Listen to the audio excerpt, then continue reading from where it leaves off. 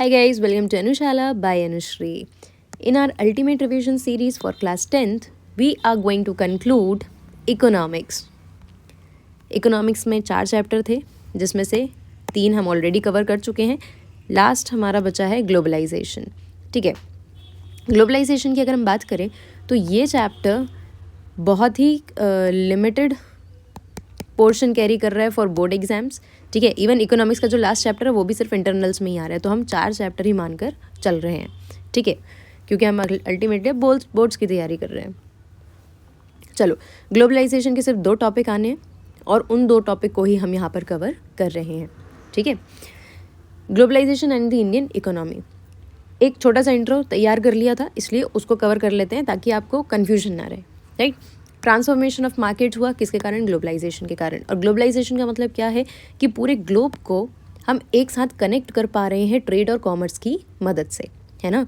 Goods के production से लेकर सर्विसेज को प्रोवाइड करने तक हम पूरे ग्लोब को एक मानकर चल रहे हैं. ठीक है, एक मानकर चलने का मतलब क्या है कि कोई भी बैरियर हम बीच में नहीं लगा रहे हैं और इम्पोर्ट एक्सपोर्ट की मदद से क्या हो रहा है, कंट्रीज़ के बीच में कनेक्शन बना हो रहा है. ठीक, प्रोडक्शन अक्रॉस द कंट्रीज़. पहले ना प्रोडक्शन जो था वो सिर्फ कंट्रीज़ में लिमिटेड था. इवन लोग अगर कंट्रीज से बाहर भी जा रहे थे, बाउंड्री से बाहर भी निकल रहे थे, तो सिर्फ और सिर्फ रॉ मटेरियल्स के लिए, फूड स्टफ के लिए या फिनिश प्रोडक्ट्स के लिए. ठीक है, बेचने और ख़रीदने के लिए बस.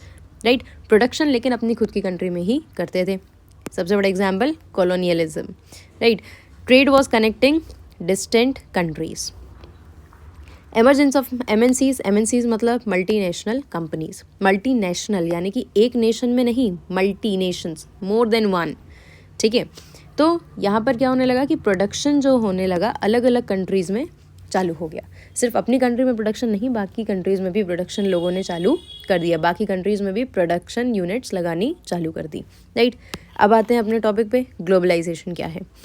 MNCs have been looking for locations around the world cheap for the production. भाई कोई भी एमएनसी, मल्टीनेशनल कंपनी, किसी दूसरी जगह पर प्रोडक्शन यूनिट डालने के बारे में कब सोचेगी? जब उसका प्रोडक्शन चीप होगा, है ना, सस्ते दामों में वहाँ पर प्रोडक्शन हो जाएगा. तो ऑब्वियस सी बात है, प्रोडक्शन कम में हो रहा है तो प्रॉफिट इंक्रीज होगा. राइट, फॉरेन इन्वेस्टमेंट इंक्रीज हुआ. फॉरेन इन्वेस्टमेंट यानी कि किसी भी एक पर्टिकुलर टेरिटरी में जब कोई दूसरी कंट्री आकर इन्वेस्ट कर रही है, पैसा लगा रही है एसेट्स में, राइट, तब आप उसको कह रहे हैं foreign investment. Foreign investment increase हुआ, फॉरेन ट्रेड एक्सपैंड होने लग गया. फिर जिसके कारण क्या हो गया? Leads to greater integration of production and markets across countries. इसके कारण प्रोडक्शन में इंटीग्रेशन तो हुआ. ठीक है, मतलब प्रोडक्शन तो बढ़ रहा है और अलग अलग कंट्रीज़ में बढ़ रहा है. उनके बीच में एक इंटीग्रेशन बना, एक कनेक्शन बना हुआ है. साथ में मार्केट जो है वो भी बढ़ रहा है. मार्केट के बढ़ने से क्या होता है? मार्केट के बढ़ने से डिमांड और सप्लाई, ये दोनों एक इम्पॉर्टेंट पोजीशन को होल्ड करने लग जाते हैं. ठीक है, डिमांड और सप्लाई से क्या होगा? किसी चीज़ की डिमांड है मार्केट में तो उसका प्रोडक्शन बढ़ाना पड़ेगा. प्रोडक्शन बढ़ाना होगा तो उसके लिए आपको एक इंडस्ट्री लगानी पड़ेगी, एक फैक्ट्री लगानी पड़ेगी. ठीक है, बहुत सारे लोगों को उसमें एम्प्लॉयमेंट देनी पड़ेगी. एम्प्लॉयमेंट देंगे तो उनको पैसा देना पड़ेगा. पैसा देंगे तो उनके पास इनकम आएगी. इनकम आएगी तो वो अपनी खुद की डिमांड बढ़ा सकते हैं. ठीक है, अब वो और बेहतर चीज़ें अपने लिए अफोर्ड कर सकते हैं. उनका स्टैंडर्ड ऑफ लिविंग जो है वो इम्प्रूव होगा. गेटिंग? तो इस तरीके से एक पूरी की पूरी लंबी सी स्टोरी बनती है, एक चेन बनती है इवेंट्स की. राइट, और मार्केट्स अक्रॉस दी कंट्री हो रहा है. सिर्फ एक जगह की, एक कंट्री की लिमिटेड डिमांड और सप्लाई को नहीं सेटिस्फाई कर रहे हैं प्रोड्यूसर्स. अब वो क्या कर रहे हैं? ग्लोबल डिमांड और सप्लाई को सेटिस्फाई कर रहे हैं. दैट इज़ वाई हम इसको ग्लोबलाइजेशन बोलते हैं. ग्लोबलाइजेशन का मतलब अगर छोटी सी आपको डेफिनेशन आती है तो क्या लिख सकते हैं आप? प्रोसेस ऑफ रैपिड इंटीग्रेशन और इंटरकनेक्शन बिटवीन कंट्रीज़. ठीक है, ग्लोबलाइजेशन का मतलब सिर्फ और सिर्फ ट्रेड और कॉमर्स नहीं है. लोग भी अगर एक कंट्री से दूसरी कंट्री में जा रहे हैं, वहाँ पर अगर सेटल हो रहे हैं, है ना, वहाँ पर बिजनेसेस चालू कर रहे हैं या कल्चरली एक दूसरे से इंटीग्रेट कर रहे हैं, कनेक्ट हो रहे हैं, तो भी वो ग्लोबलाइजेशन का एक रिजल्ट है, आप कह सकते हैं. ठीक है, तो process of rapid integration and interconnection between different countries, जिसमें एमएनसीज एक बड़ा रोल प्ले करती हैं अगर हम बात करेंगे ट्रेड और कॉमर्स की. ओहो, ठीक है। अगर हम बात करते हैं ट्रेड और कॉमर्स की, ठीक है, मोर गुड्स एंड सर्विसेज, ज़्यादा से ज़्यादा गुड्स और सर्विसेज, इन्वेस्टमेंट और टेक्नोलॉजी एक कंट्री से दूसरी कंट्री से मतलब एक कंट्री से दूसरी कंट्री में मूव करते रहती है, और इसका बहुत बड़ा फ़ायदा भी है। गुड्स और सर्विसेज अगर एक कंट्री से दूसरी कंट्री में जा रहे हैं तो जो भी कंट्री उसको प्रोड्यूस कर रही है, ठीक है, जो भी प्रोड्यूसर है उसको प्रॉफिट हो रहा है ना, उसका मार्केट बढ़ रहा है। इन्वेस्टमेंट अगर जा रहे हैं, इन्वेस्टमेंट के जाने से क्या होता है कि इंफ्रास्ट्रक्चर इम्प्रूव होता है, राइट, इंफ्रास्ट्रक्चर इम्प्रूव होगा, साथ में एम्प्लॉयमेंट अपॉर्चुनिटीज़ मिलेंगी लोगों को, गेटिंग। और टेक्नोलॉजी का एक जगह से दूसरी जगह जाना सबसे ज़्यादा फ़ायदेमंद है। क्यों? क्योंकि जब एक जगह से दूसरी जगह टेक्नोलॉजी मूव करती है तो वो बहुत सारे लोगों को अपने साथ एम्प्लॉयमेंट प्रोवाइड करती है और उनको स्किल सिखा देती है, right, getting. That is why technology का एक जगह से दूसरी जगह जाना काफ़ी अच्छा आफ्टर मैथ हम कह सकते हैं, काफ़ी अच्छा इफेक्ट है ग्लोबलाइजेशन का, right. Movement of people between countries, अब ग्लोबलाइजेशन का मतलब सिर्फ गुड्स और सर्विसेज का एक कंट्री से दूसरी कंट्री में जाना नहीं, लोगों का भी एक जगह से दूसरी जगह जाना होता है ना। कंट्रीज़ इस तरीके से भी आपस में इंटरलिंक कर रही हैं। क्यों जा रहे हैं लोग एक कंट्री से दूसरी जगह में? बेटर इनकम की तलाश में, बेटर जॉब की तलाश में, या फिर बेटर एजुकेशन की तलाश में, ठीक है, right. Even apart from these, इनके अलावा भी जो लोग एक कंट्री से दूसरी कंट्री में मूव करते हैं, ठीक है, कुछ लोगों का एम होता है कल्चरल, ठीक है, मतलब कि एक दूसरी कंट्रीज़ के कल्चर को जानना, उनको समझना और उनको एक्सपीरियंस करना, है ना। ट्रैवलिंग, टूरिज्म, सब कुछ ग्लोबलाइजेशन के अंदर आ रहा है। देन फैक्टर्स इनेबलिंग ग्लोबलाइजेशन, कौन से फैक्टर्स हैं जो ग्लोबलाइजेशन को इनेबल कर रहे हैं, ग्लोबलाइजेशन में मदद करते हैं, ठीक है, या फिर आप कह सकते हैं कि जिनके कारण ग्लोबलाइजेशन को एक बहुत रफ्तार मिली है। Technology, rapid improvement in technology stimulated globalisation, है ना। स्टिमुलेट करने का मतलब है स्पीड अप कर देना, राइट। अब जैसे एग्जांपल ले लें हम ट्रांसपोर्टेशन का, जो आपके एनसीईआरटी में दिया गया है कि किसी भी गुड्स और सर्विसेज की फास्टर डिलीवरी, क्योंकि ट्रांसपोर्टेशन की फैसिलिटीज़ बढ़ गई है ना, ट्रांसपोर्टेशन की फैसिलिटीज़ बढ़ने में इंफ्रास्ट्रक्चर आ जाता है ना। इंफ्रास्ट्रक्चर का मतलब क्या है? इंफ्रास्ट्रक्चर का मतलब है यहाँ पर बेटर रोड्स, ठीक है, better railways, right, bridges, highways, है ना, सुपर हाईवेज, जितनी भी चीज़ें ऐसे बन रही हैं, ओवरफ्लाई, ठीक है, सॉरी फ्लाईओवर, राइट, ये सारी चीज़ें क्या कर रही हैं? ट्रांसपोर्टेशन के लिए इंफ्रास्ट्रक्चर बना रही हैं, राइट। फिर इसके बाद अब ऑटोमोबाइल इंडस्ट्री जो है हमारी, है ना, मतलब कार्स हैं, ट्रक्स हैं, रेलवे ट्रैक्स जो बन रही हैं, सब कुछ क्या कर रहा है? आपके ट्रांसपोर्टेशन को बेटर बना रहा है, जिसके कारण क्या होता है कि डिलीवरी फास्ट होती है प्रोडक्ट्स की, राइट। फास्टर डिलीवरी के साथ साथ क्या होता है कि कॉस्ट ऑफ ट्रांसपोर्टेशन जो है वो कम हो जाता है ना। अगर आपको कोई चीज़ एक जगह से दूसरी जगह बहुत दूर भेजनी है तो आप सबसे पहले ये देखते हैं कि यार कॉस्ट कितना ज़्यादा लगेगा। अगर यही कॉस्ट कम हो जाए एक जगह से दूसरी जगह सामान भेजने का, तो डिलीवर करना प्रोडक्ट्स को ईजी होगा, right. Then information and communication technology अपने आप में one of the most important factor in today's world. Why? क्योंकि सारा कुछ जो चल रहा है इन्फॉर्मेशन टेक्नोलॉजी से ही हो रहा है आजकल, राइट। इन्फॉर्मेशन टेक्नोलॉजी का मतलब बेसिकली ये है कि किस तरीके से लोगों का जो डेटा होता है ना, डेटा नॉट ओनली मीन्स जिस डेटा की आज हम बात करते हैं, है ना, यहाँ पर जितने भी सर्वेज होते हैं या जो भी चीज़ें होती हैं उसके थ्रू हम क्या कर रहे हैं, एक टेक्नोलॉजी की मदद से लोगों को समझने की कोशिश कर रहे हैं और उनकी डिमांड और सप्लाई को समझने की कोशिश कर रहे हैं, ठीक है, लोगों को कनेक्ट करने की कोशिश कर रहे हैं आपस में। यही तो काम है ना इन्फॉर्मेशन टेक्नोलॉजी और कम्युनिकेशन का, ठीक है। यूज़ ऑफ कंप्यूटर्स, टेलीकम्युनिकेशंस के अंदर आ जाते हैं टेलीफोन्स, टेलीग्राफ्स, फैक्स एक्सेट्रा, और साथ में सबसे बड़ा है इंटरनेट, जो सारी चीज़ों को फैसिलिटेट कर रहा है आज की डेट में, ठीक है। ये क्या कर रहे हैं? Connect people around the world, है ना, इन्फॉर्मेशन को एक्सेस करने में मदद कर रहे हैं। कहीं पर भी किसी भी समय पे किसी भी चीज़ के बारे में आप इन्फॉर्मेशन निकाल सकते हैं। कैसे पॉसिबल है? थ्रू इंटरनेट, ठीक है। यही इंटरनेट आपको मदद करता है ग्लोबली चीज़ों को जानने और समझने में, है ना। आज अगर मान लो मुझे कोई प्रोडक्ट बनाना है तो मैं अगर ये देखूँगी कि मेरा जो प्रोडक्ट है उसका मार्केट मुझे मिलेगा कहाँ। हो सकता है ना कि मैं जो प्रोडक्ट बना रही हूँ उसको इंडिया में लोग ना खरीदते हो, उनकी डिमांड ज़्यादा ना हो, लेकिन जापान में, है ना, या नेपाल में या दूसरी किसी कंट्री में उसकी डिमांड ज़्यादा है, तो मुझे कैसे पता चलेगा? जब मेरे पास इंफॉर्मेशन तक एक्सेस होगी, पहुंच होगी मेरी, ठीक है। And communication from remote areas, remote से रिमोट एरियाज़ है ना, यानी विलेज एरियाज़ या कितने भी आउटस्कर्ट्स हैं, वहाँ सब पर कम्युनिकेशन पॉसिबल है। किसकी मदद से? इंफॉर्मेशन एंड कम्युनिकेशन टेक्नोलॉजी की मदद से, ठीक है। ग्लोबलाइजेशन में बहुत बड़ा पार्ट प्ले करता है। क्यों हो पा रहा है? Due to satellite communication devices, ठीक है। अब ये सैटेलाइट से कैसे कम्युनिकेशन हो रहा है? आई होप, क्योंकि आप 10th स्टैंडर्ड में, तो आपने कई बार आउट ऑफ क्यूरियोसिटी या ऐसे भी आपने जानना समझना चाहा होगा, लेकिन अगर नहीं तो मैं अभी नहीं बता सकती, क्योंकि हमको जल्दी से कवर करना है। आप बस इतना समझे कि आइनोस्फीयर, एटमॉस्फेयर की एक लेयर में क्या हो रहा है? आइनोस्फीयर नाम की एक लेयर है जहाँ पे कुछ आयंस प्रेजेंट है, पॉजिटिवली और नेगेटिवली चार्ज। वो आपके यहाँ से भेजे हुए सिग्नल्स को कैच करते हैं और उनको दोबारा से वापस रिफ्लेक्ट कर देते हैं अर्थ की तरफ। जब वो रिफ्लेक्ट होकर वापस आ रहा है, तब कहीं ना कहीं क्या होता है, हमको सिग्नल्स मिलते हैं, ठीक है। नहीं बताऊंगी बोल के बता देती हूँ। चलो, डिटेल में पढ़ना है तो एग्ज़ाम के बाद आराम से देख लेना, है ना। जिस इंटरनेट की बात कर रहे हैं उस पर पर्याप्त आपको इन्फॉर्मेशन मिल जाएगी इस बारे में। Now let us move ahead. Liberalisation of foreign trade and foreign investment. Foreign trade का मतलब क्या है? जो ट्रेड हम दूसरी कंट्रीज़ के साथ कर रहे हैं, यानी इम्पोर्ट और export, right. And foreign investment policies, मतलब जब भी कोई फॉरेन कंट्री हमारी कंट्री में इन्वेस्ट कर रही है ना, पैसा लगा रही है, गेटिंग, पैसा लगाएगी, क्यों लगाएगी? फ्री में तो नहीं लगाएगी। वाई?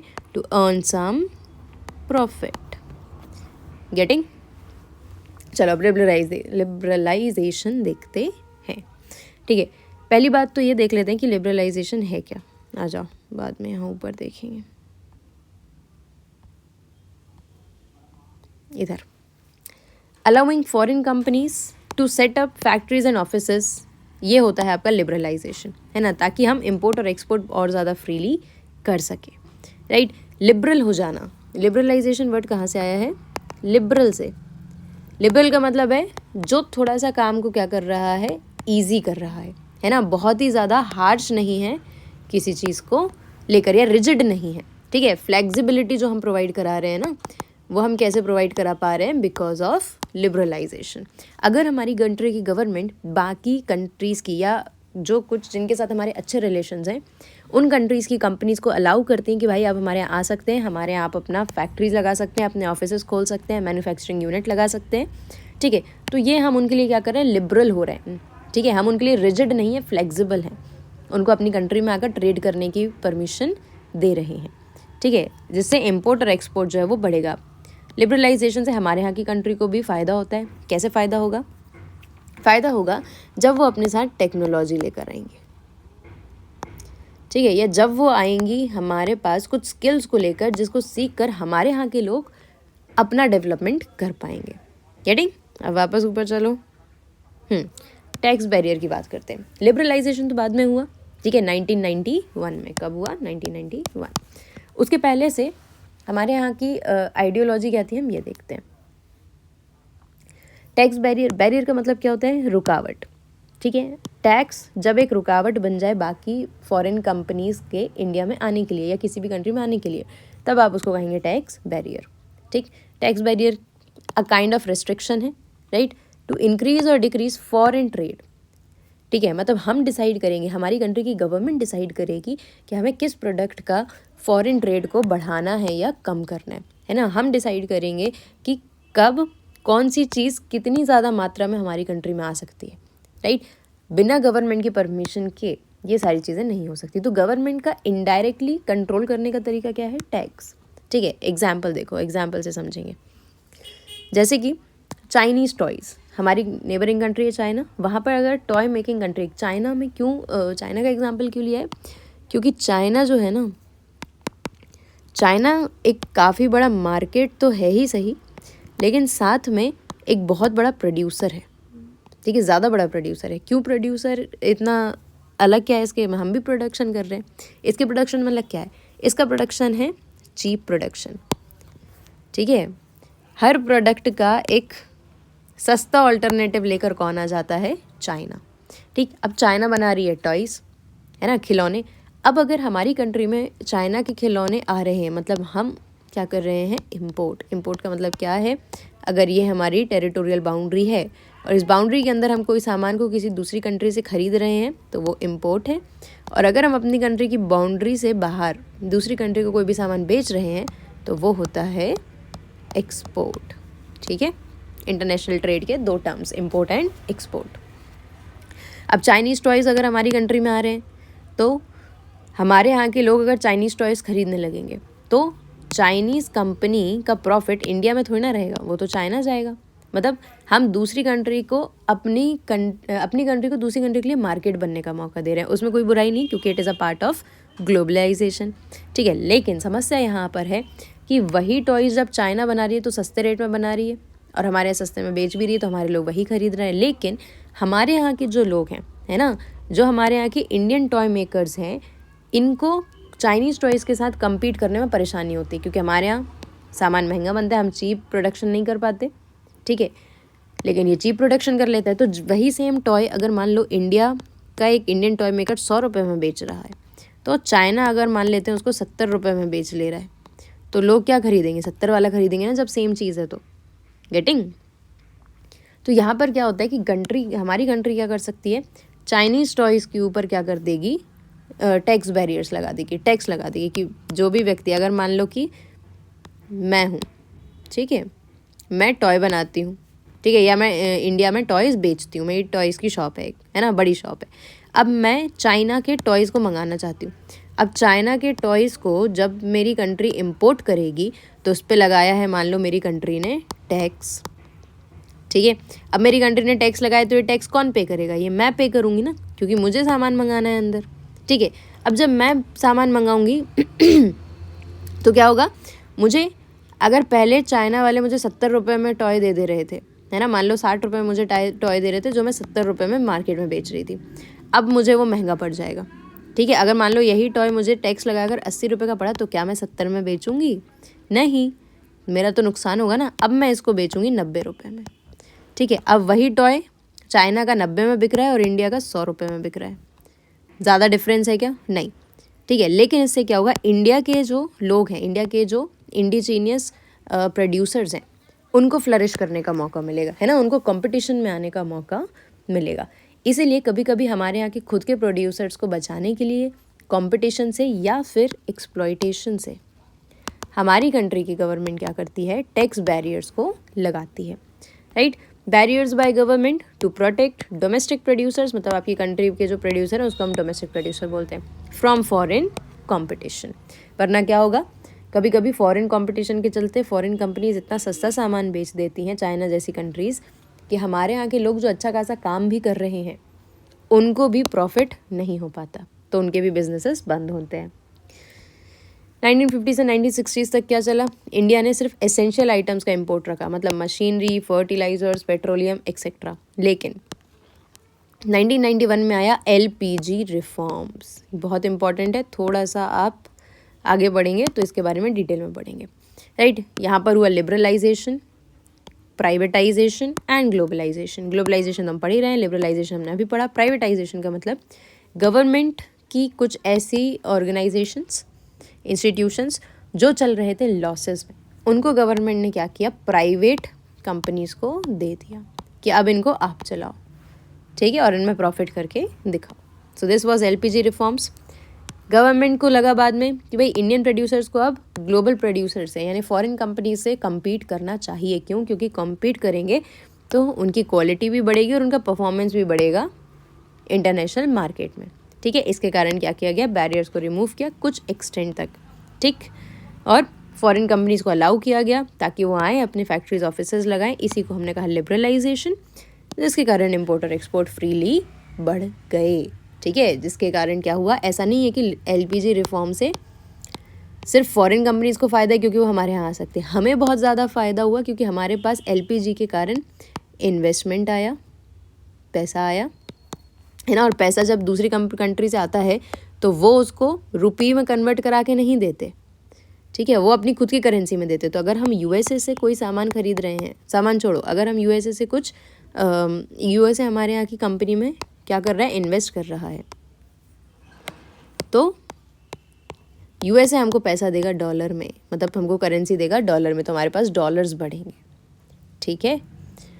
तो इस तरीके से ग्लोबलाइजेशन काफ़ी ज़्यादा इम्पॉर्टेंट है आज के समय पे, और उसके बहुत ही ज़्यादा पॉजिटिव इफ़ेक्ट्स हमको देखने को मिलते हैं। हालांकि इसके कुछ नेगेटिव इफ़ेक्ट्स भी हैं, बट अभी हमारे 2 दिन बाद जो एग्ज़ाम है उसमें ऐसा कुछ भी नहीं आने वाला, तो उसको हम नहीं पढ़ेंगे।